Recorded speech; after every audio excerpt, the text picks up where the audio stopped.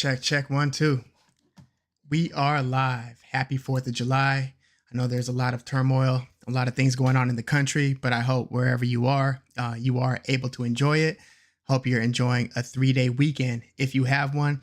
And I know that this isn't the optimal time for a live chat, but I feel like when you've got this much boxing news and good news in boxing taking place, I feel like this is as good a time as ever. I understand that not a lot of people are probably out when I wrap this up. I'm going to be going out. But if you don't get to catch this live, please catch it on the replay. You get to take it from the top and, be able to enjoy the whole thing. But yeah, I really want to get right into it. There was a lot of boxing news that broke, and we just recently had some pretty, I would say, exciting, scintillating, surprising results, namely Floyd Scofield knocking Tevin Farmer out in the first round, dropping him 2 times, having him badly hurt, having the fight stop like within the first couple minutes of that fight. I went to that Jake Paul versus Chavez event at the Honda Center in Anaheim, and in my preview, I did predict Scofield to win, even though I felt like on paper Tevin Farmer should have not only pushed him, but probably win a decision just based on the experience, the craft, and so forth.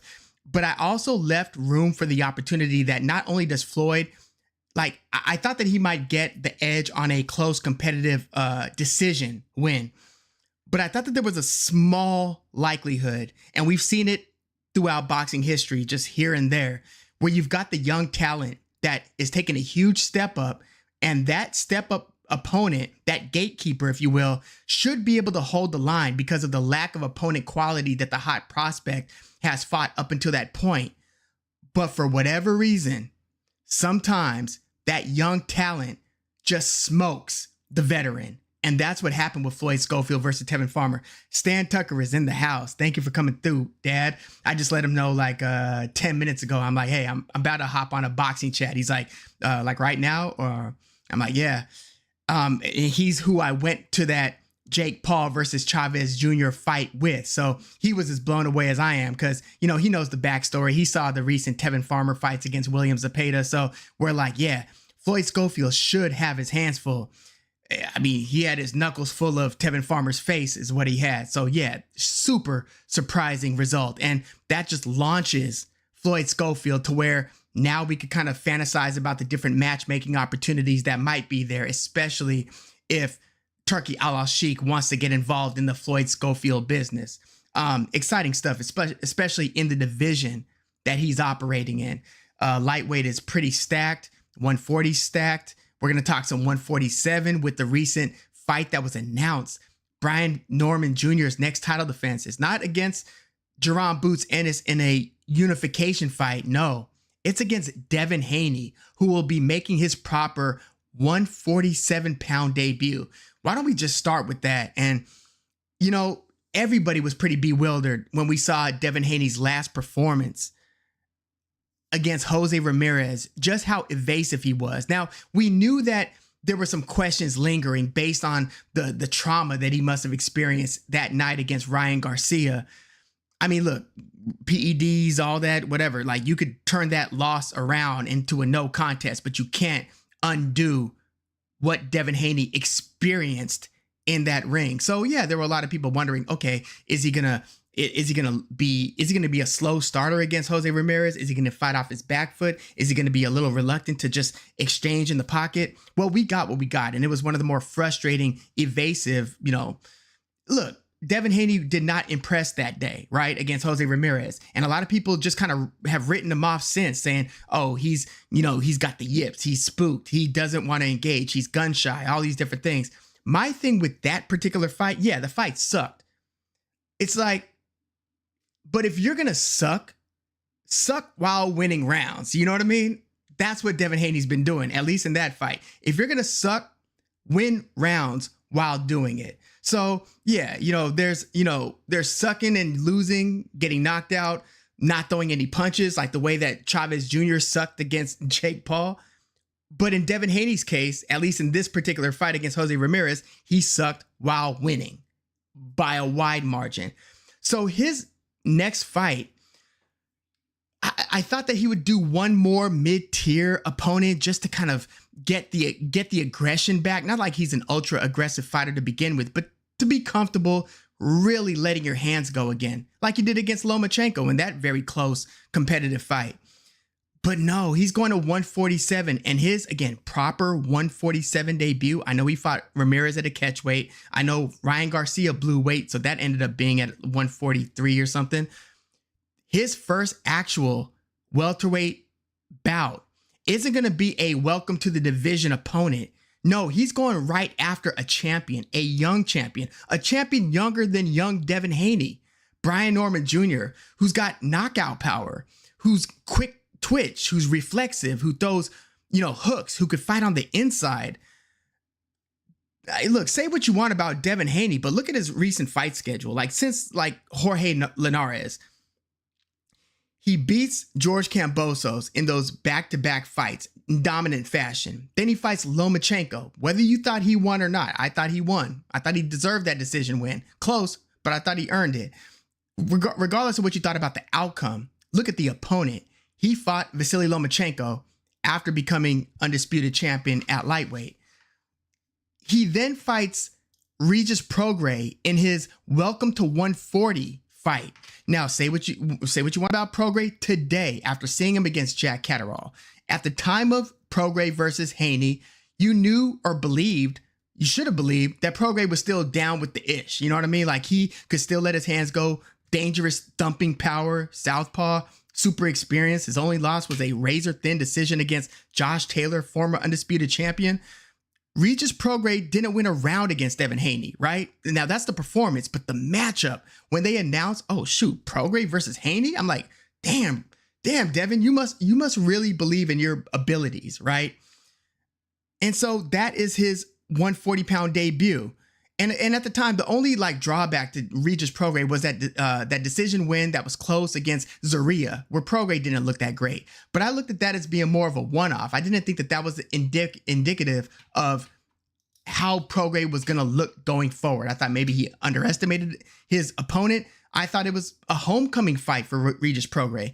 He, like a lot of other people, probably underperformed in his hometown. But then we saw his performance against Haney. It's like, oh no, Regis Prograis does look a step slow. He looks 3 steps slow against Haney. And then we got what we got in Prograis versus Jack Catterall, who fights today, by the way, against Harlem Eubank, one of the Eubank brothers. But Devin Haney deciding to make his welterweight debut against Brian Norman Jr., I'm almost like, that's a little too dangerous. Look, I love great matchmaking. I love dangerous fights, but it's like, again, damn, Devin. And again, this isn't a mid-30s Regis Prograis. This is a early to mid-20s Brian Norman Jr. Again, with dangerous knockout power. And remember, Haney after that Lomachenko fight, and then Regis Prograis, Ryan Garcia. So again, you got Linares, George Kambosos twice, Vasily Lomachenko, Regis Prograis, Ryan Garcia lost, turned into a no contest, but it's against a dangerous puncher. Super dangerous puncher with fast hands.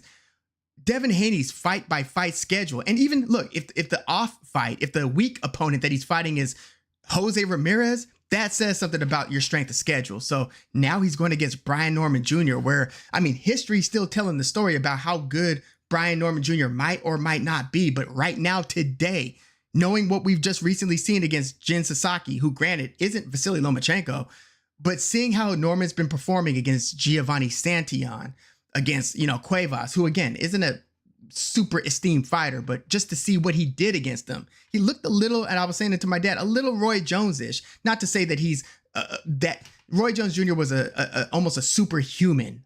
He might be the most impressive person I've ever seen in a boxing ring at any given time, personally. But just the way that he whips that left hook, his timing on the left hook, his ability to fight on the inside. Again, Brian Norman Jr. is just, I would have wanted to see him against Boots Ennis, but we're going to get him against Devin Haney.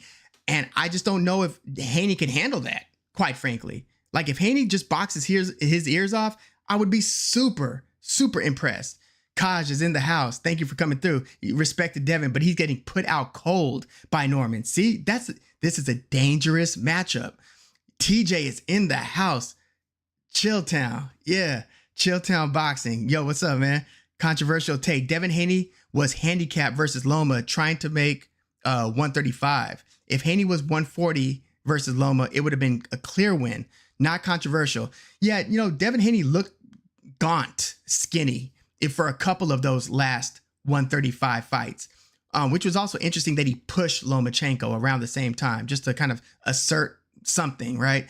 Which I didn't love that move, but it's boxing, things like that happen. But yeah, I think Devin Haney was compromised to a degree. And again, he made weight against Ryan Garcia 2 fights after that. Ryan Garcia didn't bother dropping those last few pounds. And so we're going to get Haney at 147. There's a chance that Brian Norman Jr. has like glaring deficiencies that we have yet to really discover. I mean, maybe some evidence of that could be that lackluster fight that he had, 4 fights ago against Quentin Randall. He didn't look his best against that. And Quentin Randall's longer than Haney, right? More rangy, but Quentin Randall's not as good as Devin Haney. So it's like if Brian Norman could look a little more pedestrian against a Quentin Randall, maybe there's an opportunity there for Devin to shine. But again, that's a big if. And I feel like the margin for error, especially given the state of maybe Haney's durability, chin, confidence, Brian Norman is not the guy to not be 100% right here against. And because right now, Brian Norman's confidence is through the roof and his stock has never been higher. Tough matchmaking. So, you've got to applaud it when you see it. We complain about fighters taking, lesser fights, too many tune-up fights, too many. Why are you wasting your time defending your one title against this nobody, Gary Russell Jr., right? That type of thing. It's frustrating. That's not what we're getting with Devin Haney. So you might not like his style. You might not like whatever you don't like about him. You cannot knock his ambitious matchmaking. And I'll tell you what, if he beats Brian Norman Jr., call me crazy. I'm not saying he's a Hall of Famer at that point, but he's getting damn close. He's knocking on the door. He will then have been a 3-division champion. And it's not the type of 3-division champion that Adrian Broner, a 4-division champ. Look at how Broner won those titles. 1 or 2 were legit. The other ones were like, You get a lot of champions who win belts in multiple divisions. When Shakur won it at 126, 3 divisions ago, he won it in a vacant title fight against Joet Gonzalez, who, we've seen Joet Gonzalez fight good fighters after that. He loses to most of the good ones. But at the time, it was like, who is Joet Gonzalez, really? That's not how Devin Haney's been winning his belts. He won, in, again, back-to-back fights against Kambosos, who was surging after that win against Teofimo. It turns out, Kambosos is who we thought he was at the end of the day. But at the time, Kambosos was surging. It was in Australia. The rematch was in Australia. And, and then he defended that belt. If you didn't like how he made it or defended, or if you don't like how he won it or defended it the first time, well, the second time he defended it was against Lomachenko. And then he goes to 140, takes the WBC belt from Regis Prograis. And if he wins this against Brian Norman and takes that belt at 147 welterweight from Norman, again, look at his resume. Even at this young age, he's getting close. Not there, but I would say he's closer to being there than the other fighters in that group. I would say him and Teofimo are the closest to Hall of Famers. Tank Davis, on paper, no, what we see, the eyeball test, of course he's a Hall of Fame talent. But I'm not going to reward that shaky matchmaking. Tank Davis will probably end up in the Hall of Fame. I just hope that at the end of the day, his resume truly reflects what a great fighter should have done throughout their career in terms of who they agreed to fight. Because as it stands, Tank Davis has not fought the greats of his era, period, or the very goods. He's fought in a couple very good fighters, but he hasn't fought the who's who, the cream of the crop to really determine who is the man in this division. He hasn't done that. He hasn't done that in 2 divisions ago. TJ said we should do it. Yeah, we should. And we've been talking about that. That needs to happen. Yeah, you're right. I would love to chop it up. Me and TJ, sometimes we'll exchange audio notes on X. I love his picks and he's money more often than not in terms of how he sees certain fights. I'd love to have those conversations on here. Certainly. You said your issue with Norman is that he hasn't faced a good pure boxer with the jab. The closest would probably be Quentin Randall, right? Haney has one of the best jabs in boxing, and Norman doesn't do so well cutting the ring off. Yeah, Norman is better when a fighter is approaching him, like Jin Sasaki. It turned out he was tailor-made for Norman. Jin Sasaki, a dangerous puncher, but again, he's coming right at you. And Norman, with that super quick, reflexive left hook, as you're coming in, he punches with you. Some fighters are blessed at playing that Russian roulette game. You throw, I throw, boom, let's see what happens. And his punch placement is phenomenal. He throws those uppercuts on the inside, hits to the body. But somebody who's moving away from him, and maybe not moving away completely, but standing their ground, right? Standing their ground with a strong jab, that could give Norman issues. Maybe that is, that would have to be Haney's path to victory, just given their respective styles. I just hope that, it is possible. It is very possible that Haney can win this one purely boxing. But I've got to see it right now because, look, can Haney do back-to-back fights where he refuses to engage and let a pocket form? Or is he going to fight this one a little bit more like he fought Lomachenko and like he fought Prograis, where he's truly standing his ground? And he's that one Haney fight against Ramirez was so unlike the others that I almost don't know how to classify it. That's why I just think that I thought that he would have picked one more opponent before going to Norman, because I'm still thinking, what the hell was that? I don't feel like he had to do that against Jose Ramirez, at least not against that version of Ramirez. Oh, you think Joet Gonzalez upsets Brandon Figueroa? Joet Gonzalez has been solid at 126, right? And he's been there for a long time. He's been there since Shakur was there. But Brandon Figueroa coming off the loss of Stephen Fulton, I do think that maybe a solid technical fighter, durable as all hell, Joet Gonzalez, maybe he doesn't get overwhelmed by Brandon Figueroa's awkward, high volume, less defense, less defensive style. And maybe now, especially, Brandon Figueroa is down for the take, is ripe for the taking, since he's up from 122 still, right? He's not at his he was at his best at 122. He's won a belt at 126. That's the belt that Fulton just took in their rematch, but he hasn't proven to really be an elite guy at 126. Who's the best guy he beat there so far? Mark Magsayo, I believe. Landslide is in the house. Thank you for coming through. So yeah, I was surprised to see Brian. I was going to say Haney versus Norman Jr., but out of respect for the champ, I got to say Norman Jr. versus Haney. Although I suspect that the way they'll bill it will be Haney's name first, just because I saw them do that with Haney versus Prograis, even though Prograis was a champ. So yeah, I can't wait for that one. And it looks like it's shaping up on that Riyadh season November card, which is really stacking up. I just saw that they were gonna make, and when Turkey says he's gonna make something, usually it gets done. And it's just crazy how thoroughly he's kind of taken over the sport already. The other promoters know it. Everybody knows it. It hasn't just been declared. Like he hasn't created an X post saying, everybody else go home, I got this, when it comes to the sport of boxing. But he's kind of there. Like, promoters work with him, because what are they going to do? Are they going to shelter their fighter from fighting the fights that Turkey wants? If Turkey's going to pay them more than a top ranked fighter is going to be making in his boxing silo, right? Or a matchroom fighter or whatever, that fighter is going to revolt against that promoter saying, no, I want this really good fight that Turkey's going to pay me a lot of money for. A lot of fighters would think that.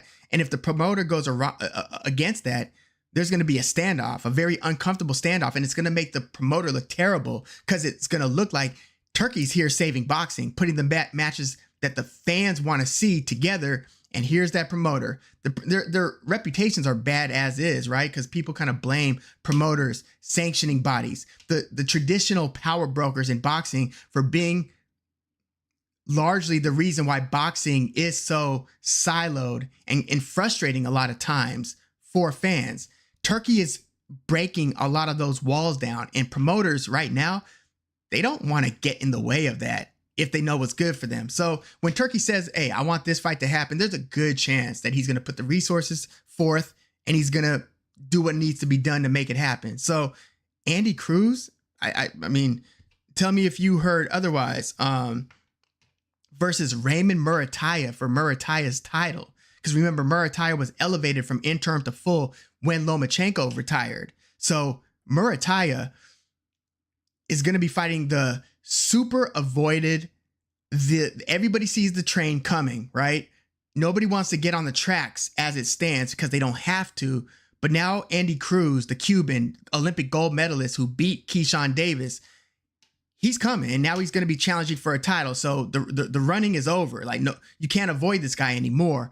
We're really going to see how good this guy is. Because look, I like Raymond Murataya, and look, I might be pulling for him because he's a Southern California, LA boy. Like, I might be pulling for Murataya, who's got good wins against. He knocked out Jeremiah Nakathila. He beat Tevin Farmer. I would say he beat Tevin Farmer more convincingly than William Zepeda did in either of those two fights. Raymond Murataya is no joke.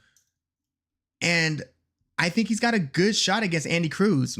I would expect Andy Cruz to be the favorite, just given his Olympic pedigree, you know, his reputation. I could see him being the favorite, but don't sleep on Raymond Murataya. He's already shown me a lot. So that's going to be like somewhere on the undercard of this Brian Norman Jr. versus Devin Haney fight night, November, Riyadh season. Let me know if I'm wrong in any of those facts, but I think that's what I saw. And they've got, and let's talk about this next, David Benavidez versus Anthony Yarde. Anthony Yarde's been a top 6 to top 8 guy at light heavyweight for a few years now. I remember when he stepped up to fight after knocking out Lyndon Arthur, he had a big step up against Sergey Kovalev, and he gave Kovalev all he could handle. He was like one good punch away from stopping Kovalev. Kovalev was in all kinds of trouble. And yes, this is post-Crusher Kovalev, post-Andre Ward rematch Kovalev, granted. But Anthony Yarde was this close to beating Kovalev. Kovalev ended up getting a stoppage. Anthony Yarde looked like he was as much exhausted as he was hurt, though. It wasn't like Kovalev sank him like he sank so many other guys in the past. No, this was a battle of attrition, and Anthony Yarde put it all out there, and he was done. He was spent, he got beat up, and that was it. Since then, he's lost. He beat Lyndon Arthur in the rematch. He lost to Lyndon Arthur the first time they fought. They recently had their third fight, and Anthony Yarde kind of barely won that one via decision. He didn't look his best, but he's also fought Artur Beterbiev, and he gave Beterbiev a pretty good fight, an exciting fight for as long as it lasted before Beterbiev stopped him like he stopped everybody else before fighting Dmitry Bivol. But Anthony Yarde, he's not the greatest sweet science technician. He is pretty athletic. He's got fairly quick hands, and he's got a lot of power. So David Benavidez has a lot of high volume, but Benavidez can't be getting hit a lot by this guy. You know what I mean? So look, Benavidez is doing all he can to stake his claim, man. He's really trying to be a Hall of Famer. He is really striving for greatness. Now, granted, I would have rather seen the fight that they were teasing before they announced recently. They announced Benavidez versus Yarde. Before that, it looked like they were going to finally do David Benavidez versus Callum Smith. I remember wanting to see them fight when they were at 168. When Callum Smith was at 168, Callum Smith was like the WBA champ. David Benavidez was WBC champ. Uzcategui, then Caleb Plant was the IBF champ, and Zordo Ramirez was still the WBO champ. It was in those 168 days. And I've been wanting to see David Benavidez versus Callum Smith, and I still think that it's a dangerous fight for both guys. But Callum Smith packs a punch, especially with that right hand, with that left hook. And he looked good in becoming the first to beat Joshua Buatsi in his last fight. So Callum Smith, right now, he's really built himself back after those the kind of one-sided loss against Canelo via decision. And then a couple years later, getting stopped by Artur Beterbiev. Callum Smith, if you're not one of those guys, Canelo or Beterbiev, and think about losing to those guys. Those are like two of the best fighters of the generation. So those are Callum Smith's losses. Everybody else he's beaten that he's fought. Now, I know a lot of people thought John Ryder should have gotten a decision against him several years ago, but Callum Smith is serious business, especially at 175.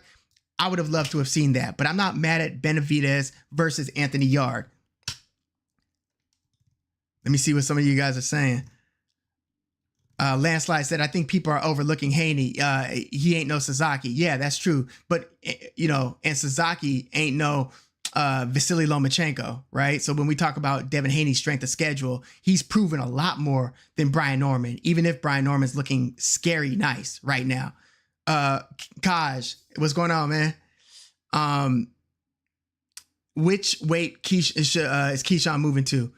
He's got to be 140, right? It's not 135 anymore. He just like made a lot of people. Yeah, TJ, you're right. Yeah, Key is at 140 after he just kind of ruined his reputation overnight. Reputation that he built very well, very well. He was one of the talks of the town in boxing, a feel-good story, somebody who was bringing boxing back to his hometown. It was all good until it wasn't, man. Like, what a tragic night. Like, everything that they could have done wrong, they did that weekend. Landslide, do you think Catterall wins? That fight's tomorrow. You know, I said that it was today. It feels like a Saturday because, you know, I'm off and it's Friday. And so I said Catterall fights today. He fights tomorrow against Harlem Eubank. He should beat Eubank via decision. He should. If he's still the Catterall that fought, you know, Josh Taylor twice. And it's not like he got smoked by Arnold Barboza. That was a close fight. Just that Barboza's a really good boxer who was a little bit rangier than Catterall, but Barboza's a better boxer than Harlem Eubank. So Catterall should win that by decision. Yeah, TJ, same November card. Murataya, Andy Cruz, and they announced another one that It was Sam Noakes versus and they just announced that one, Abdullah Mason. I think that's on the same card, right? For the vacant belt. Is that right? For a vacant title? Whose title would that have been? Whose title would that have been? It's not Shakur Stevenson's title. It's not the one that Lomachenko vacated. Oh, wait. Well, yeah, what title would that be? I think that's a vacant title fight, or is it a number one contender fight? Let me know, because it's the one that Keyshawn Davis would have just coughed up. Yeah, so they'd be fighting for Keyshawn's title. Legendary SS Jackson is in the house. Thank you for coming through. Yeah, Kaj, Keyshawn. Lee Van. Heck yeah, thank you for coming through. He says, "So, Woog, I'm going to the card next week in Queens at the Tennis Center." That's the one. What is it? The Louis Armstrong. That's a big fight, man. That's real cool. Like, I was happy about going to the Jake Paul versus Chavez fight in Anaheim last weekend. You're going to that Berlanga versus Shiraz, Shakur Stevenson versus William Zepeda. I can't wait for that. I can't wait for that fight. I'm about to drop previews on like 3 or 4 of the fights, a few fights from that card in the coming days. By the way, let me know who you guys have in that one. Shakur Stevenson versus William Zepeda. Let me know who you're taking and how. But yeah, this November card, Riyadh season card, is shaping up to be something pretty epic. Yarde versus Benavidez. Early thoughts on that one? Early thoughts, and I'm going to do some more research on this and we'll do a prediction video, but my early gut instinct tells me Benavidez via decision. He's not as devastating a puncher. He's a good puncher at 175, but he's not smoking opponents like he was at 168. But he throws a lot of volume and it's tough, and he's an underrated boxer. I think he's underrated defensively. I think we saw some of that against David Morrell, who's got a tough fight coming up against a very avoided, unheralded, but talented fighter, dangerous fighter. I think that's on this same Shakur versus Zepeda undercard. But Benavidez throws volume. It's hard to win rounds consistently against a guy who just puts you on that proverbial, I like to say this, treadmill from hell, where it's like, yeah, you might be able to keep up for a round, 2 rounds, 3 rounds. Are you ready for 4, then 5, then 6? You're taking punches, you're giving punches. The movement that you had to avoid his volume and his power, are you able to keep that head movement going? Are you able to keep that foot movement going? Or are you starting to get a little tired, starting to hold a little bit more, starting to find yourself on the ropes a little bit more in those middle rounds? Like, it's hell fighting a guy like David Benavidez, William Zepeda, if you can't back him up, Emmanuel Navarrete, all of these treadmill from hell guys. Anthony Yarde isn't a great volume puncher. I think he's got a puncher's chance. Now, Yarde, I think, is going to look good in the first couple of rounds against Benavidez, but he's got so much muscle he needs to feed. I just think that in the middle to late rounds, that's where Benavidez is going to start to pull away. I think early, Yarde might look a little quicker. He might look like more explosive. And I think that Benavidez might even get rocked early in that one. But I think that the volume is going to prevail if Benavidez doesn't get too badly hurt by any of Yarde's big punches. And I think Benavidez starts to really, now, as Benavidez is starting to take over in the middle and late rounds, I still think that Yarde has got enough to make those rounds competitive, because he doesn't throw a lot of volume, and he obviously can't match Benavidez's volume, but I think that he could be dangerous enough and throw and maybe even land enough to make those rounds, even in the middle to late rounds, competitive. But I would say Benavidez wins that via decision. That's my gut instinct right now. Legendary SS Jackson, you say you think Smith looked better beating Buatsi compared to Yarde beating Lyndon Arthur in their trilogy fight. I agree with that. Yarde has to get him out of there early. Pretty much, or catch him, right? Anytime you catch someone with something big in the middle rounds, even, you could change the whole fight if you've got Ryan Garcia-like power or something. But yeah, Yarde's best chance is to hurt Benavidez early. Lee Van said, I don't think Zepeda will be as active against Shakur. He will be frustrated trying to catch him. See, I was thinking that maybe that's the case, but then I was thinking, and I'm going to do a preview on this, but I don't think that the way to beat Zepeda is to make him have to come and catch you. Like, look, now Grant, Maxie Hughes is not Shakur Stevenson. Giovanni Cabrera is not Shakur Stevenson. Mercito Hesta is not Shakur Stevenson. These guys who have tried to move away from William Zepeda, they end up, it's like running away from like a wave in the ocean, right? If you start to run away, the wave just going to hit you, right? You jump into the wave, as crazy as that sounds. I think that you've got to start backing Zepeda up. I mean, that's why Tevin Farmer, when he was standing his ground, when Zepeda would come forward and they would be trading body blows, he would launch his left hand as William Zepeda's throwing his right hand.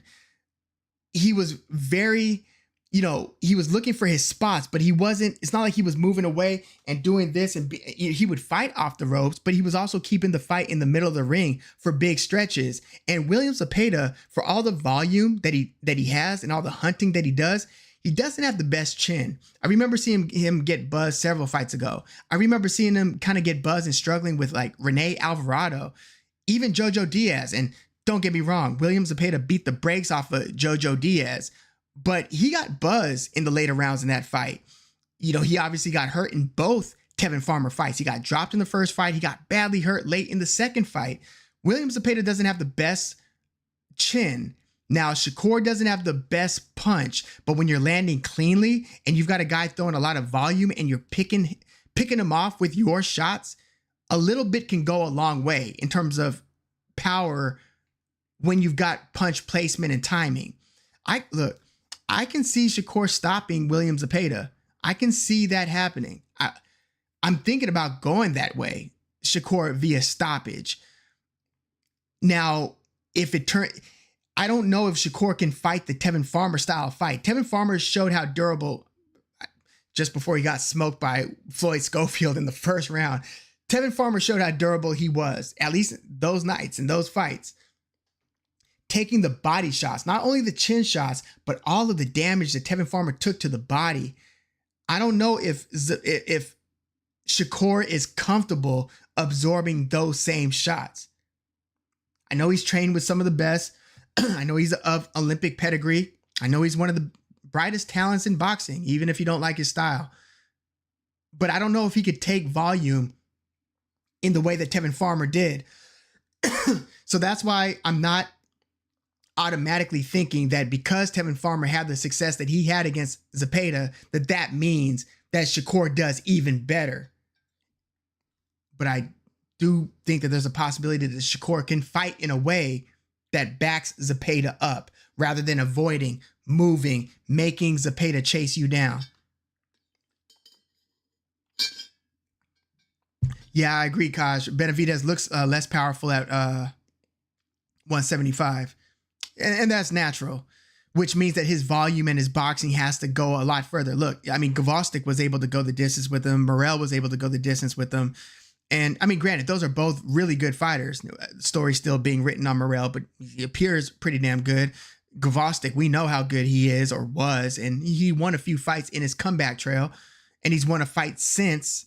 But yeah, he was able to hang in there and continue to fight and to have generally decent success in the second half. He wasn't winning too many rounds, but he was making some of those rounds pretty competitive against Benavidez. So yeah, he's not as terrifying at 175 as he is at 168.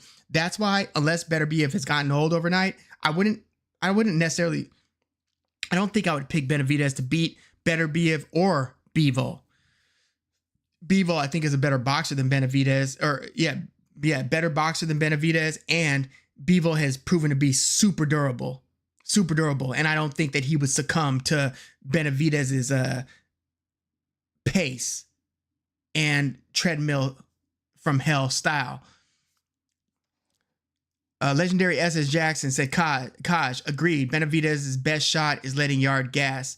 Yeah, now, if you know, it'd be crazy if Benavidez goes in there and smokes Yarde like he smoked David Lemieux. I don't expect that to happen, but wouldn't that be something? Because look, I mean, Benavidez has looked good at 175, but he's won his last two fights via decision. Now, again, the quality of opponents that he's been taking on since, I mean, look, he beat Durrell earlier in his career, right? One of the 2 times he became a WBC light heavyweight champion. He's beaten David Lemieux. David Lemieux was way past it. I get it. I'm not making too much of that. He beat like the Kyron Davises and Ronald Ellis, decent fighters. Kyron Davis just got the brakes beat off him a few weeks ago. But Benavidez started, you know, he couldn't get Canelo for the life of him. Couldn't get Canelo. So what did he do? Fights, you know, Caleb Plant, beats him up pretty badly. Stops David Demetrius Andrade in the middle rounds. 5th round, I believe. Doesn't only become the first to beat him, but he stops him. 5th round. And those are 2 very legit names. Very legit names. Great additions to a fight resume. And then he beats Gvozdyk, a former champ, right? He's the guy who dethroned Adonis Stevenson. And then most recently, one of the boogeymen, David Morrell Jr. And now he's going to be fighting Anthony Yarde, a top tier light heavyweight. Okay, you can't be top tier as long as Bivol and Beterbiev are still around. So the tier right below the top tier, which is still a damn good tier, right? He's in that Callum Smith, Joshua Buatsi tier. Let's see. Legendary SS Jackson said Benavidez has never stopped someone his size or bigger. I'd have to really go back into I'd have to go digging in the crates to see if that holds. I know Anthony Durrell. Was he bigger than Benavidez? I don't know. It was close. I mean, almost a career 175 guy. No, I mean career 168 guy. I don't know if that's true. I have to go back and look. I mean, is Benavidez bigger than David Morrell? They look like they were about the same size, I thought. But yeah, so Benavidez versus Yarde, Norman Jr. versus Devin Haney. It's all going down in November. I want to talk build up to Canelo-Crawford for a minute. It's been fun. Like, we're several months before the fight. The fight's not happening for like another 2 months. But the way that they've launched this press tour And neither one of these guys are like the best trash talkers. I mean, Canelo, he's got his version of charisma and his kind of, when he starts speaking in English and cussing his opponent out and just talking his trash, right? It's kind of entertaining. Terence Crawford's never been the biggest talker, but I look at him as the way that he projects confidence is it's intimidating enough to make the press conferences a little bit interesting. Like I remember with Spence versus Crawford, right before the fight happened, I saw that last couple stare downs and the last couple exchanges and the last couple press conferences. And I'm like, damn, does Errol even think he's going to win this? Cause I'm seeing the confidence just radiate from Terence Crawford. Like he can't get in there soon enough to whoop Errol Spence's ass. That's the energy that Terence Crawford was projecting. And I know that after he beat Spence, he said, yo, they're weight divisions for a reason. I don't need to be in there. Basically, I don't need to be in there with Canelo. No, I don't think I'm going to go that high. I'm going to go maybe 154. That's about as high as I'm going to go. So for a while, that had me thinking, okay, he doesn't think he can beat Canelo.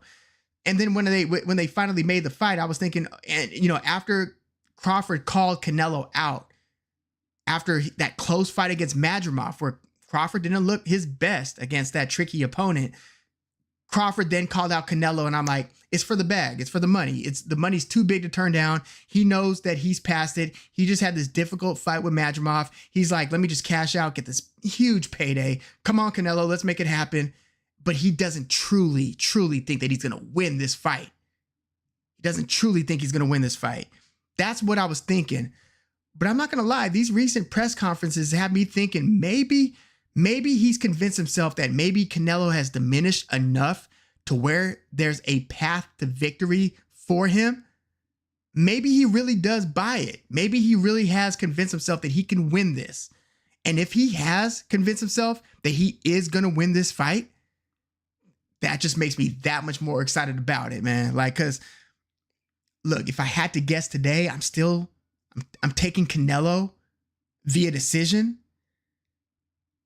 But man, Crawford's good at certain things. And I don't know how Crawford's going to hold up to the body shots. I did think it was very interesting in that one press conference where they had the face off and he started walking Canelo down. I know you can't glean too much from some of these press conferences, but not only did he demonstrate that, at least in that moment, he had the stronger legs, but to be assertive enough to walk down somebody who, smacked up Caleb Plant and cut his eye, pushed him and then smacked him when Caleb Plant tried to retaliate in that lead up. And look, Caleb Plant, I know he just lost, but he's not a pushover, man. That's a dude with a lot of confidence, and he doesn't take too much mess. You saw what happened with him and Jamal. Like, he's not a punk, and Canelo did that to him. When is the last time you've seen somebody kind of push Canelo around a little bit? Now, if that was a setup, if they agreed to do that, but Canelo looked like he wasn't comfortable with being walked down like that, so he then pushed Crawford. But he pushed Crawford because he was kind of, in that moment, getting a little bit embarrassed by the smaller Terence Crawford. I just thought that little dynamic was interesting. And if that was organic and not a staged little thing, now I know Canelo alleged that Turkey told Crawford to do something exciting to Canelo, which Crawford denied, but I don't know what to believe there. But if it was organic and Canelo didn't say, yeah, go ahead and walk me down, wink, wink, if there wasn't any of that,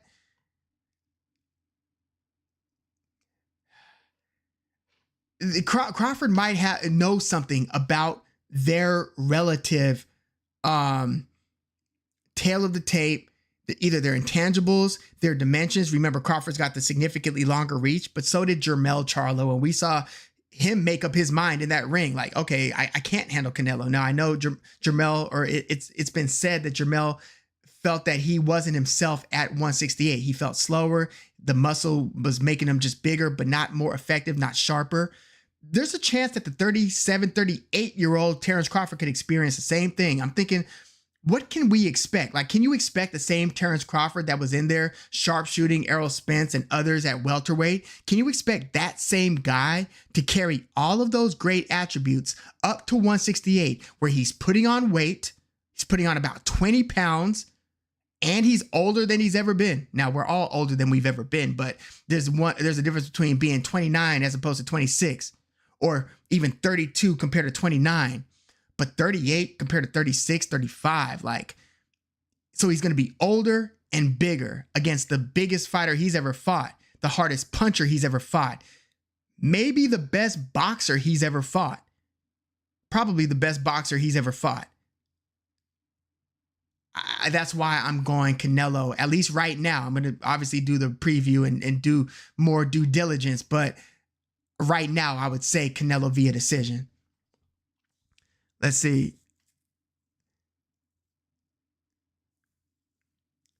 Legendary SS Jackson said Crawford versus Canelo is our modern day Leonard versus Hagler.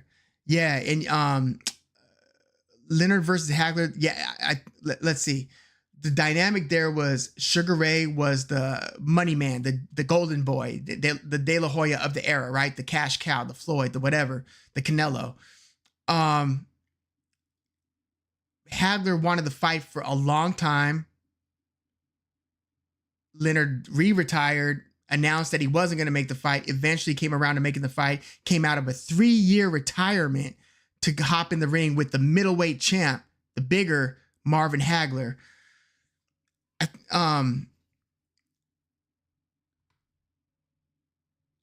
There's some parallels there. I also like what was it? I like the Duran Hagler too.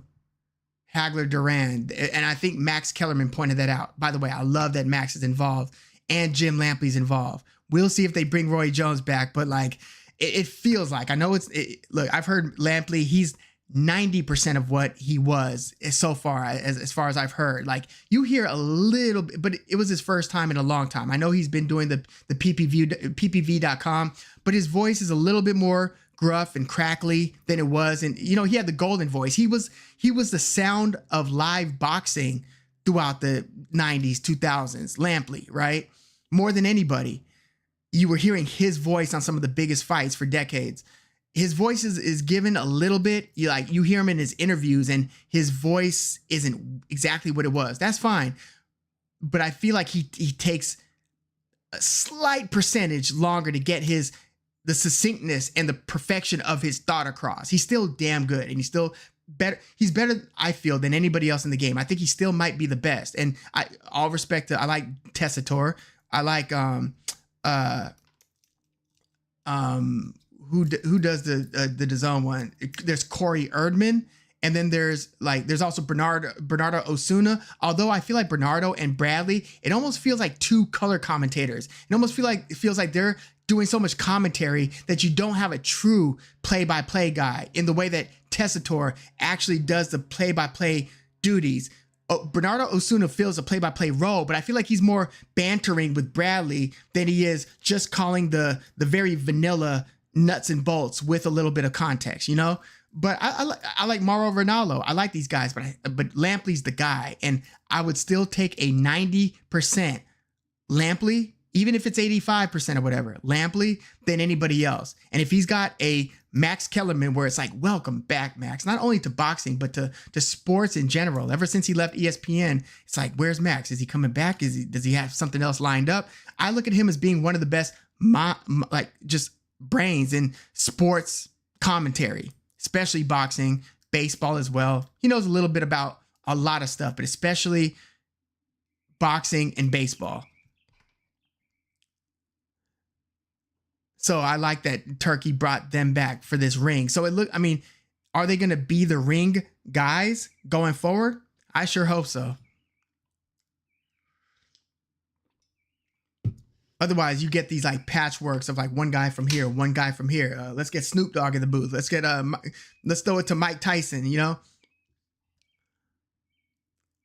Let's see. Yeah, so Lee, you said July 19th is crazy. Yeah, Berlanga, Shiraz. Who do you guys have in that one, by the way? I want Iguodala. You know, I know what Max was saying. We're not going to get too much into that one, but I know what Max was trying to say. He wasn't saying that Iguodala was a better shooter than Steph Curry. He was saying that in a moment, it's almost like Kobe Bryant or Robert Horry, That's like arguing Robert Ory, like just one shot, something random happens, the ball goes out, you know, you just get one shot, you know, Kobe or Ory. A lot of people would say, oh, maybe Ory. Kobe might make it, might miss it. They both might make it or might miss it, but it's essentially the same type of argument. Kaj said Crawford won't go out like Charlo, that's for sure. I sure hope not. I sure hope not. And I would think that Crawford's got too much pride to go out like that. But you know what? I looked at Jermell Charlo as having tons of pride too. And he went out like that. Legendary SS Jackson says Shiraz over Berlanga. Shiraz is an underdog too. You know, was Shiraz, who just a couple years ago was at 154, let alone 160 middleweight, right? Where he did some good work at middleweight, but he was 154 just a couple years before that. Now he's at 168, but Berlanga being your first opponent at 168, I mean, we just saw Adames kind of walk Shiraz down. I think Shiraz said that he was dealing with some sort of a hand injury or something, but we saw Carlos Adames, who's a good fighter and a better boxer probably than Edgar Berlanga, is beating good guys at middleweight. But Berlanga's got so much thump, and you know, there's going to be like a 1 to 2 inch height advantage for Shiraz. It's like 6'3" to 6'1" maybe 6'1". But Berlanga's a big boy. He's a big 168, and he's not a great boxer. He's a pretty decent boxer though. Like, he's got a good jab, unless you're like, he's got a decent jab. He's got a decent jab. And we've seen him box better against like Petrak McCrory's, where he looked like he started really putting some of those pieces together, basically right before his fight against Canelo. I don't know if we have no idea really what kind of a chin Shiraz has. I don't know what kind of a chin he has. I know Berlanga has gotten knocked down a couple times, you know, but by and large, he's pretty durable. He got dropped against Canelo, lost by decision. He got dropped by Marcelo Caceres. He won by decision. He's durable. And he's not like somebody who gets dropped and then gives up and just starts like avoiding you. Right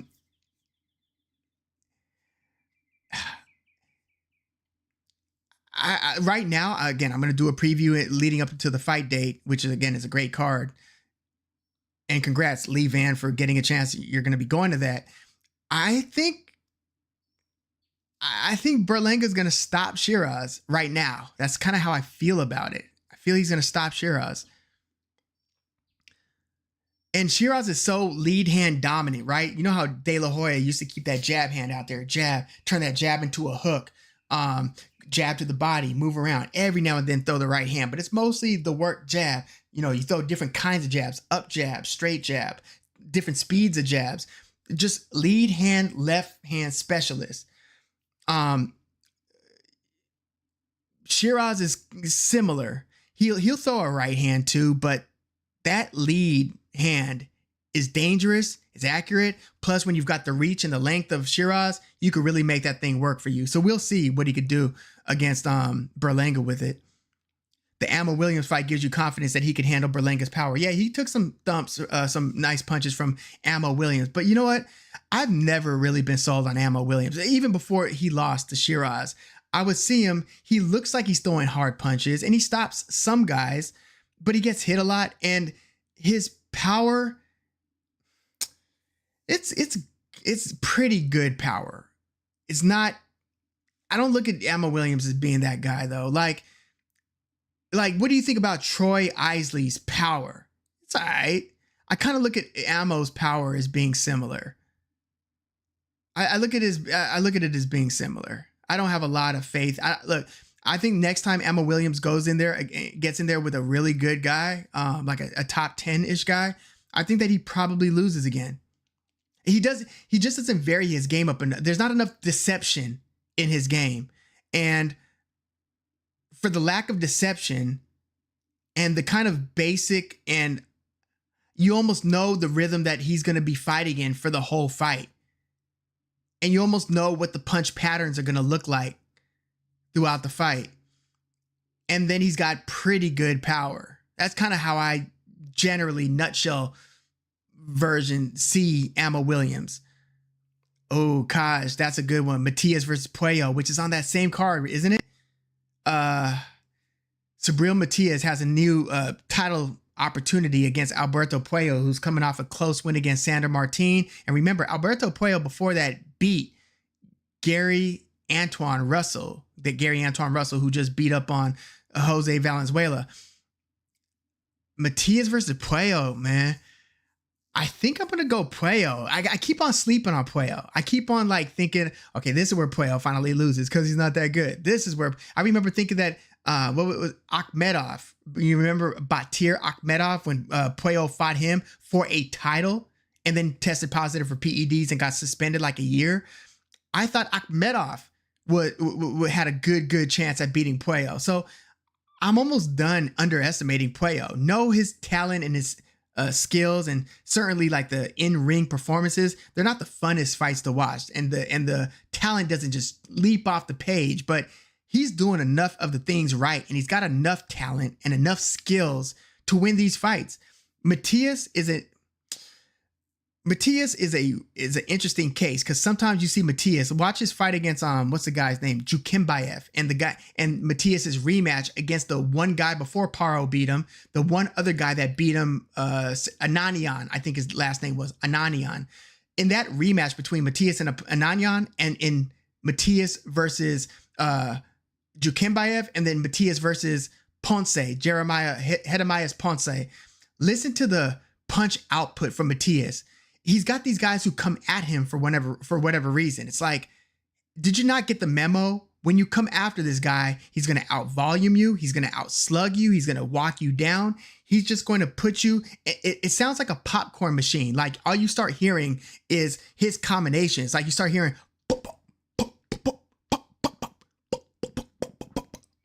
And you start hearing, it sounds like a bunch of fireworks going off, and you just see the guy's head snap back, and you think like, is he getting tired? You know, Matias, is he getting tired of throwing these punches? But no, it's like jab, jab, right hand, left hook, uppercut, left hook, right hand, uppercut. Like, he's doing so many combinations throughout the fight, but we saw Liam Paro just outclass him, for lack of a better term. I guess I would have to go Puello, although if Matias beats Puello and it looks exciting, then Matias kind of relaunches himself, not only with winning the title, but winning his reputation back. He was a boogeyman for a while, and then Paro beat him, and it's like, oh, maybe he isn't that good. You know, he lost in his hometown of Puerto Rico. But right now, I would say Puello via close decision. And by the way, you know, like Matias, in the fights that he's won, he's got a 100% knockout ratio, I believe. Like, in the fights that he's won, he's got 2 losses now, but he's never won via decision. He just stops these guys because, again, it's hell. If you can't slow that drip, drip, drip that turns into a drip, drip, drip, drip, drip, drip, drip. If you can't turn that spigot, that faucet off, you're gonna have a rough night. Let's see. Yeah, you hope Matias is back in full form. Yeah, it looks like he might have underestimated Liam Paro, or just got too caught up in his homecoming, basically. Happy 4th, Benny Bronx. Serrano versus Taylor 3. I hate to say it. I've got a draw. I think right now I've got a draw. I'm going to do a preview. I've got a draw, but if somebody wins, I think this is going to be the one that Serrano wins. Look, I thought Serrano was on her way to winning. Now I know are you picking Serrano, a New Yorker? You're picking Serrano, right? I thought Serrano was on her way to winning the rematch. First of all, you could argue she won the first fight. She definitely did the bigger damage, but we score round by round, and she still might have won that fight. But I thought she was on her way to beating Taylor until those damn head clashes. It changed the fight. As soon as Serrano got bad cut, she started getting backed up immediately. The fight changed. I thought Serrano was on her way to winning that one. I thought she was thumping Taylor around. I thought she was getting off first, landing with the harder shots, certainly. But she started getting backed up, and Taylor's volume picked up, Serrano's volume, and she just didn't see the punches coming anymore, it seemed like. I thought that the head clash changed the fight. I thought that the head clash changed the fight between Katie Taylor in the rematch against Chantel Cameron. Nasty head clashes. And I remember watching the fight like, damn, Katie, stop. You're gonna clash faces. And certainly, like, sure enough, within the next couple rounds, her and Chantel Cameron, boom, clash faces. Cut opens up on Chantel Cameron. I'm like, of course that was gonna happen. Same thing with this second fight against, Serrano. I'm like, she's really leaping in there with those, jumping in there with those punches, and really just committing with her whole body and head to these combinations. But without that head clash, again, I thought Serrano was on her way to winning the second one. So I'm going to go, again, I kind of think draw in this third fight, very anticlimactic. But if somebody wins, I think that it's going to be Serrano this time. That'd be crazy if Katie Taylor ends up 3-0 versus Serrano. Damn. Serrano's got to catch a break, right? Benny Bronx said Serrano had his niece on a fight card she had in Puerto Rico. You got Serrano winning. That is dope. That's dope. If you want, type your niece's name, and we could all look up and research her stuff. That's dope. Yeah, in Puerto Rico too. Was it the it was in the recent Puerto Rico card? No, that was a Jake Paul event, right? So was it sometime prior to the first Katie Taylor fight? Yeah. Kaj said maybe Serrano added some headbutts to the bag. Yeah.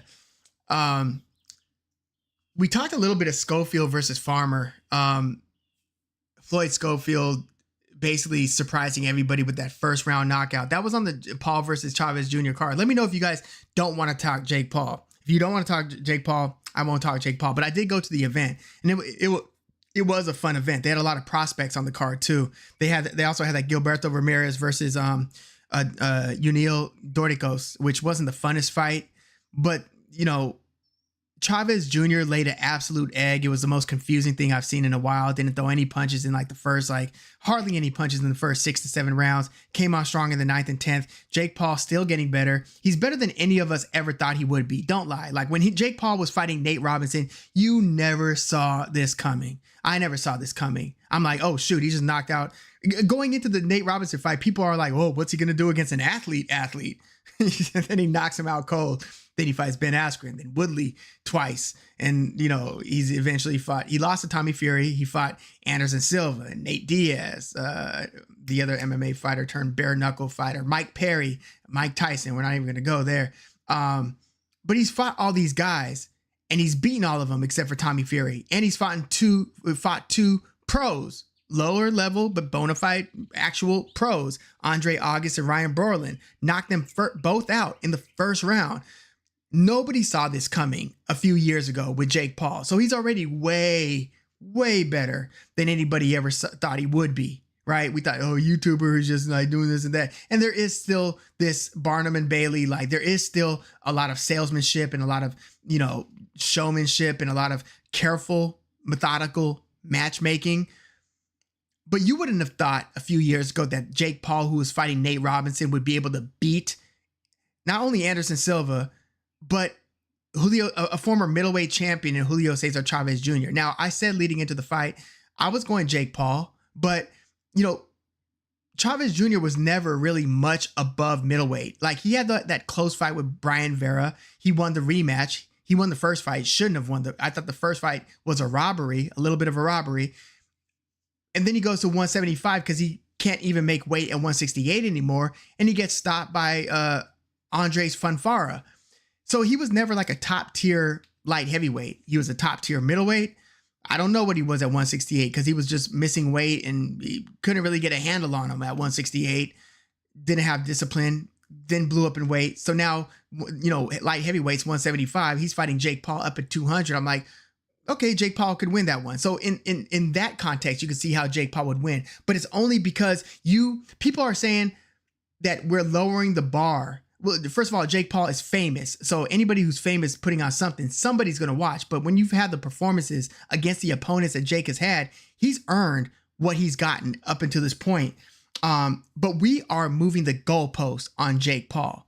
I think we're moving the goalposts because, again, he has exceeded all of our expectations. Like if you took the average person who gets off the couch, says, you know what, I'm going to be a boxer. Like let's say they're an actor or something, or a musician or something, and they decide, you know what, I'm going to switch to boxing.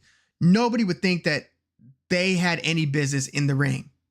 Nobody would take them seriously. Jake Paul is not only starting to be taken seriously by some, but he's, again, beating a couple pro boxers to where he is actually, he's a pro level boxer. He's not a ranked guy. Like, look, people are talking about like him fighting not Zurdo Ramirez so much anymore. That to me would be career suicide. Why would you even do that? Zurdo Ramirez isn't even going to really sell the fight, and then he's going to beat your ass and knock you out. Why would you fight Zurdo Ramirez? He's not going to do that. I'd be shocked if that's a match that he makes anytime soon. But I think that his path to the title would be through the old guy, the old man, fight Badu Jack. I don't think Jake Paul beats Badu Jack. It's like, are you kidding me? Now, granted, Badu Jack's best days are probably 168. He was good at 175, and to his credit, he's won a belt at cruiserweight, and he's 40 now, or over 40, something like that. But Jake Paul ain't gonna beat Badu Jack. If he does, then that's another time that we're gonna have to move the goalposts on Jake and raise the bar more. Like, damn, well, can you beat this champion? By then, we all need to shut up. If Jake Paul beats Badu Jack anytime soon, we all need to shut up if that happens. Because again, this was a guy who was not even in the fight realm, who crossed over into the sport with an entertainment background and started getting good. Not only did he start setting up these fights, he started getting good. Look, I respect the hustle. Yeah, Lee Van, it is crazy that Jake Paul's a ranked guy, but we've seen the WBC, WBA, we've seen these sanctioning bodies do some wild things in the past. And we knew that if he did anything like this, that they wouldn't hesitate to rank him. That part is crazy. That part is crazy. And if he fights any of those other top 15 guys, I'm taking that top 15 guy, any of them. Like, who did Zurdo beat 2 fights ago? Chris Billum Smith. I would take Chris Billum Smith, of course, over Jake Paul. I would take, and I said this in the preview video to Paul versus Chavez Jr., I would take Chris Billum Smith over him. I would take Richard Riakporhe over him. I would take Lawrence Okolie over him. I would take, I know, look, Okolie's bigger than cruiserweight now. I would take Dorticos over Jake Paul. I would take, who did Zurdo fight before Chris Billum Smith? Goulamirian. I would take Goulamirian over Jake Paul. To me, those are still, are you kidding me? It's one thing to fight a former middleweight champion who's 39 and who hasn't taken boxing seriously in 12 plus years, to fighting an active, ranked guy who's a guy who's fighting other good cruiserweights and to hang with him. I think Jake Paul knows better than that, even if he's calling out Anthony Joshua. It's like, slow down, but I will continue to say he's better than I ever thought he would be. Fundamentally, not just in him in who he's beaten, but if you look at the tools that he's developing, he's going 10 rounds. He's gone 10 rounds twice now. Granted, it was against Nate Diaz, who is a bit of a marathon type guy, but he went 10 against Nate Diaz. He went 10 against Chavez Jr. Dropped Nate Diaz multiple times. He threw over 300 jabs against Chavez Jr. 300 jabs against Chavez Jr. We know he's got the right hand lined up. He mixes in the uppercuts. He knocked Nate Diaz down with a left hook. So he's mixing up his approach. And if you look at his movement, he's not moving in the straight line, straight forward, straight back. He's moving in and out at angles now. So you look at his movement, it's evolved over the past couple years. He's moving laterally more, and he's throwing jabs while moving laterally more. Now, I still don't think he knows how to fight off the back foot well, unless you're just coming at him like Nate Robinson did. Yeah, he could drill you with the right hand. But if you're really putting intelligent pressure on him, I think he would struggle with that. But again, far better than I ever thought he would be. Benny Bronx said, Cinelise Figueroa is your niece. That's dope. And you said she was on a Amanda Serrano fight card in Puerto Rico. That's sick. Would Tank take the Paul fight? I hope not.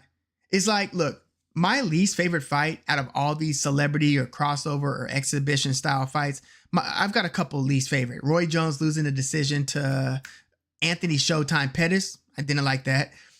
Evander Holyfield getting obliterated and just embarrassed in the first round against, that might be my least favorite, against Vitor Belfort, who was one of my favorite fighters in the UFC and in any organization he's been in.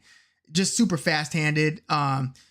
He's just a problem for his opponents. He's always been fast-handed, but it was just Evander Holyfield's balance. He looked like he couldn't throw a punch without throwing himself off balance. It's like, it's one thing if you're working a heavy bag and, you know, we know Evander Holyfield is a gym rat, even at 55, 60 years old, whatever. But to see him just keep on hitting the canvas and almost fall out of the ring, like I felt like it was as much him just not being able to stay balanced as it was Belfort actually hurting Holyfield. But it's almost like Holyfield didn't realize till he was in the ring, like, oh shoot, my legs are too old to even stand up. That's also why I knew that Mike Tyson wouldn't have a chance against Jake Paul. It's like, you can't get away from the fact that you got late 50s legs. You can't get away from that. But my other least favorite exhibition was Floyd Mayweather against Logan Paul. Because here you've got one of the all-time greatest boxers, and because of the size discrepancy and his age, he looks kind of average against somebody who looks like a giant against him, Logan Paul.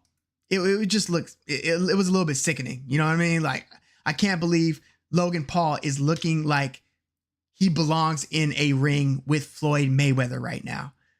And maybe Logan Paul was a better athlete than Floyd anticipated, something, you know, but I hated that. And I would hate if Tank goes against Jake Paul and Jake Paul looks like he wins a decision against Jake Paul or against Tank Davis. I would hate that because Tank Davis is a special lightweight. He doesn't have a special resume.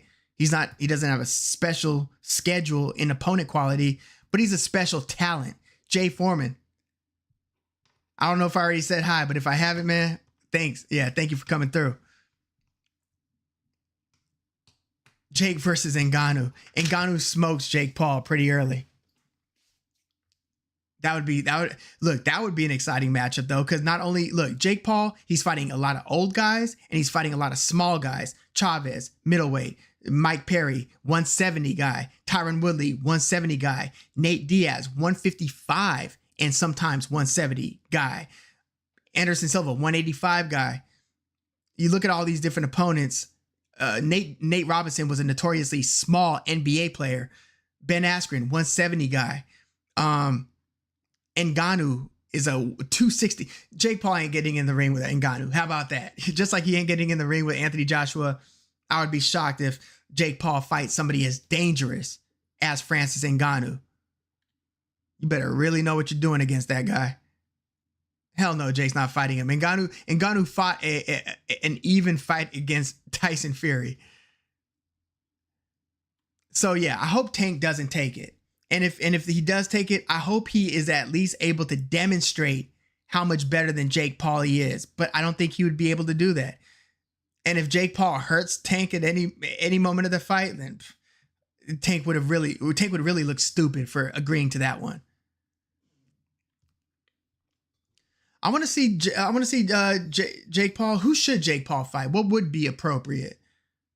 I have to give that some thought. Jake, I would want to see him fight maybe somebody around his size. And I bet you his power doesn't look scary against a Badu Jack. I bet you that. I mean, his power didn't look scary against Chavez Jr. He had good power, but look, Chavez Jr. got stopped by light heavyweight Funfara. Jake Paul, if he had true cruiserweight power, should have stopped Chavez Jr. Lee Van said, I'm a little nervous for Pacquiao. Yeah, same here. But at least you've got an old fighter, an old boxer getting beaten by a younger lion. To me, it is sad when we see it, but I feel like we see that so much that it's almost a part of the circle of life, boxing wise, right? There are several that we could point to. There was Sugar Ray Leonard coming back for the last time against Hector Camacho. He got beaten up, stopped, like, and yeah, we see that a lot. So at least that would make sense. It's like the old guy stuck around just too long and started getting beaten by significantly lesser opponents. Because in Pacquiao's prime, he would have probably stopped Mario Barrios. He would have certainly knocked him down a couple times. He might have beaten Barrios like he beat up on Chris Algieri. What did he drop Algieri, like 5, 6, 7 times? He dropped Algieri a lot. I think that maybe older Pacquiao would have done that to Barrios. Prime Pacquiao stops Barrios. The prime Pacquiao that knocked out Ricky Hatton, stopped Miguel Cotto, fought to a decision win against Joshua Clottey, messed up Margarito's eye. That guy stops Mario Barrios. Jay Foreman said, Paul keeps clearing the lowest of bars. Okay, cool. He's done well. The time he fought a guy his size, his age, and with his experience, he lost. Yeah, maybe that should be the next stop. You know, fight another low-level boxer, but make that lower-level boxer the rematch against Tommy Fury. Maybe that's what Jake Paul should do. That would be appropriate. Get that one back and then continue your magic carpet ride. But yeah, we're about to wrap this one up, man. I just wanted to go through some of these topics that we've covered in this live chat. Benavidez versus Anthony Yarde, Brian Norman Jr. versus Devin Haney, Canelo versus Crawford, the build-up, the press conferences, and the likelihood that Crawford truly believes that he could win this and what we might see in that fight. And some of the questions, can Crawford take that body attack from Canelo? Is Canelo able to land his jab effectively against Crawford? We talked some Scofield versus Tevin Farmer, Jake Paul versus Chavez Jr., the Shakur Stevenson versus Zepeda. We got into that a bit. Berlanga versus Shiraz. We got into that. So yeah, I just want to thank everybody for coming in. We will do another live chat before Berlanga versus Shiraz and Shakur versus Zepeda, but keep your eye open. I'm going to do the preview for Katie Taylor versus Serrano 3. And then obviously for the week after that, there are a lot of fights. Sky Nicholson also makes her return, I believe, tomorrow on the Jack Catterall versus Harlem Eubank fight on the undercard, because Sky Nicholson just lost her title. Otherwise, I feel like if Sky Nicholson would have won her last fight, she would have probably been featured on that all-female card, which has like Alicia Baumgartner, Chantel Cameron against Shadeja Green. It's got a lot of the top-notch fighters. Basically, everybody top-notch, not named Clarissa Shields, is on that Taylor versus Serrano 3 undercard. Who else is on there? I think I already said Chantel Cameron. But who's the one I'm thinking of? If I said Chantel Cameron, I meant the one who did Clarissa Shields beat in her biggest win? Help me out with the name. It's not coming to me. The one who kind of, does like that. She's got really good power, but she's going to be fighting Shadeja Green on that undercard. So I'll do a couple previews on that. Paul would lose to Floyd Mayweather. Wait, Paul, Savannah Marshall. Yeah, Benny Bronx. Thank you. Savannah Marshall is going to be fighting Shadeja Green, and I think Chantel Cameron is on that undercard against maybe Ellie Scottney or somebody. But yeah, it's a stacked female boxing card next weekend. It's not just the main event that's fire, and it's on Netflix too, so it's going to get a lot of exposure, hopefully. I don't think Jake Paul loses to Floyd right now, though. If we're talking Floyd Mayweather or Floyd Schofield right now, nah. Floyd Mayweather is pushing 50, and if you've seen his most recent exhibitions, the reflexes aren't there. The speed isn't there. Reflexes aren't there. He's going to be giving up like 50 pounds or something to Jake Paul. I would take Jake Paul to beat Floyd. I mean, the fight should never happen. Ooh, Benny Bronx, the Towering Inferno, Sebastian Findor. I can't wait for that one either. Yeah, this is going to be a stacked couple of months of fights. Sebastian Findor versus Tim Tszyu.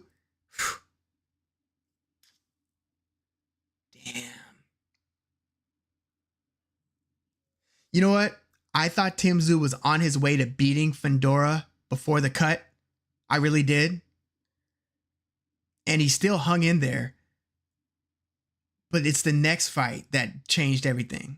The fight against Murtazaliev changed everything. He's had the one comeback fight against the much lesser Spencer. What's his name? Was Joey Spencer. Looked good, stopped him pretty early. But that was one guy's classes up here. Spencer's, never been that guy. Is Tim Tszyu truly back? If he's back 100% Tim Tszyu, I would take him to beat Fundora.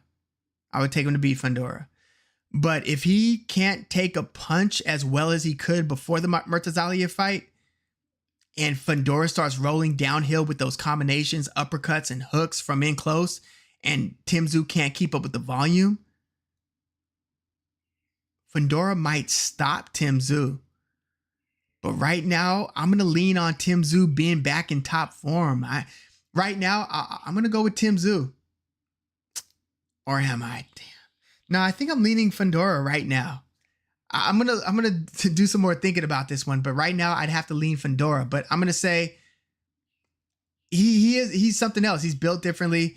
He's 100 punches around kind of guy. He's one of those treadmill. We were talking about this earlier. Treadmill from hell guys. William Zepeda, Luis Alberto Lopez, even though he got knocked out by Angelo Leo, Emmanuel Navarrete, David Benavidez, the guys who just put a pace on you that's unsustainable. Fundora is one of those guys. Lee Van, thank you. Yeah. But yeah, right now I think I'll lean Sebastian Fundora, but I'll say decision instead of stoppage. But it's like, if he's beating you by decision, you're taking a lot of punches. Can you stand up to that? I don't know where Tszyu's durability truly is after that nightmare of a fight against Murtazaliev. I don't know. But yeah, I appreciate you guys coming through, man. Lee Van, Benny Bronx, Kaj, Jay Foreman, Stan Tucker. Yeah, thank you guys. I saw Jay Foreman earlier. TJ, aka Chilltown Boxing on X. Thank you for coming through. Landslide. Thank you guys. Until next time. Yeah, enjoy the fight tomorrow. If you catch Jack Catterall versus Harlem Eubank, not the biggest fight night, right? Not the biggest fight day. And remember, it's a UK fight, so it's in the daytime. So enjoy that. But really enjoy your long weekend if you have one. Happy 4th to everybody. And yeah, we'll catch you guys soon. Certainly before next weekend's fights. I'm Woog. Thanks for tuning in.